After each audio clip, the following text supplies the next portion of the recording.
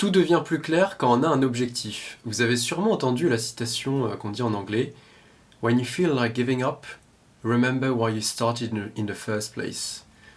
Qui signifie quand vous sentez que vous êtes proche de l'abandonner, souvenez-vous pourquoi vous avez commencé. Il y a une autre citation en anglais qui est un peu similaire, dont vous avez aussi peut-être entendu parler. C'est If you fail to plan, you plan to fail.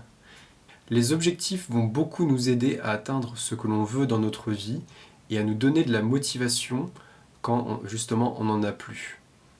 Alors tout d'abord, il est super important d'écrire noir sur blanc nos objectifs et aussi de le partager avec une personne qui va nous aider à atteindre nos objectifs.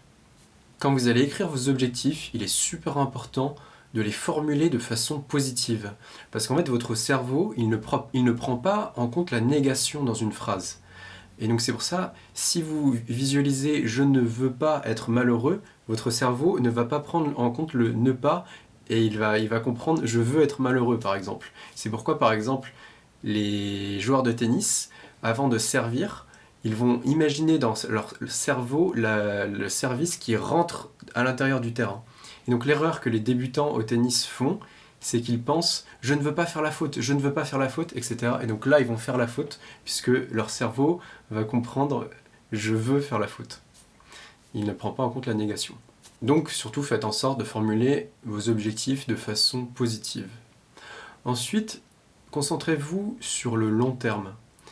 Le but est d'avoir un objectif de long terme, puis cet objectif qui doit être très difficile à atteindre, il faut diviser ces objectifs en sous-objectifs, puisque l'objectif que vous avez sur par exemple 5-6 ans, ça va être dur de rester motivé tous les jours pour cet objectif-là. Et donc il faut trouver des sous-objectifs pour un objectif pour l'année, qui est ensuite divisé en sous-objectifs donc pour le mois, et ensuite pour le jour. Comme ça, tous les jours, vous avez une source de motivation et vous avancez petit à petit vers votre objectif.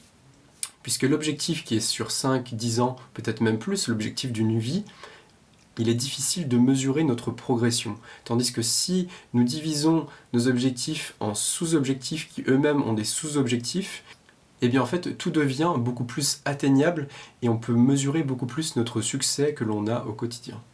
Par exemple, si notre objectif est d'être confiant dans l'année qui vient, eh bien, on peut se fixer comme objectif pour faire une représentation théâtrale dans les 6 mois devant 100 personnes. Et pour ça, l'objectif du mois, ça peut être de s'inscrire à des cours de théâtre.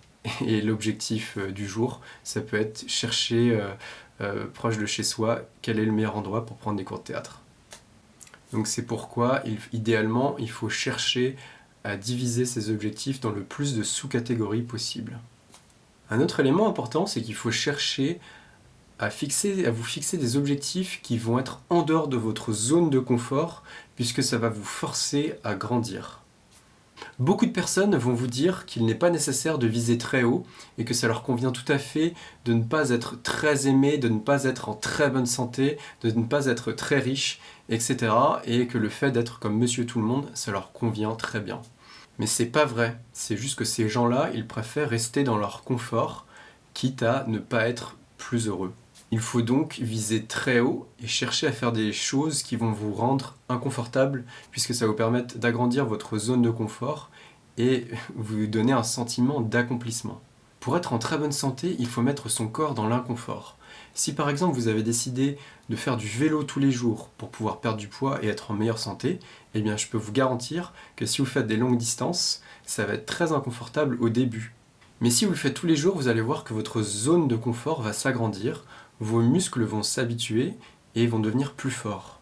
Au début, vos tissus musculaires vont se déchirer et ils vont se reconstruire la nuit avec la nourriture que vous mangez et ils vont se reconstruire plus forts. Et au fur et à mesure du temps, vos tissus musculaires vont se déchirer de moins en moins. Et dans ce cas-là, vous pouvez même augmenter la difficulté en faisant plus de kilomètres pour que vos muscles deviennent de plus en plus forts et que vous soyez en meilleure santé. Et aussi, n'oubliez pas que le muscle le plus important, c'est le cœur.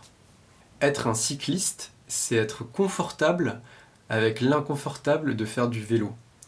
Être très confiant, c'est être très confortable avec l'idée inconfortable de parler devant énormément de personnes. La plupart des choses qui en valent la peine dans notre vie sont en dehors de notre zone de confort. Par exemple, aborder une femme que l'on trouve très attirante est en dehors de notre zone de confort initialement. Mais il faut persister et briser notre zone de confort pour pouvoir atteindre nos objectifs. Dans ce cas précis, on peut être en couple avec une personne que l'on trouve très attirante en sortant de notre zone de confort. Donc l'idée, c'est de viser très très haut et d'avoir des objectifs qui sont élevés et de sortir de votre zone de confort. Nous ne sommes pas tous égaux, certains vont naître avec des facilités dans certains domaines.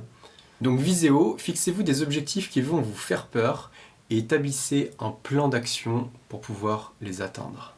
On arrive à la fin de cette vidéo, je vous invite à partager avec moi dans les commentaires votre objectif inconfortable que vous vous êtes fixé.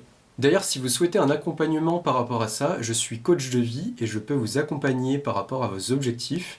N'hésitez pas à me contacter si c'est le cas. Et puis je vous dis à très bientôt. Ciao!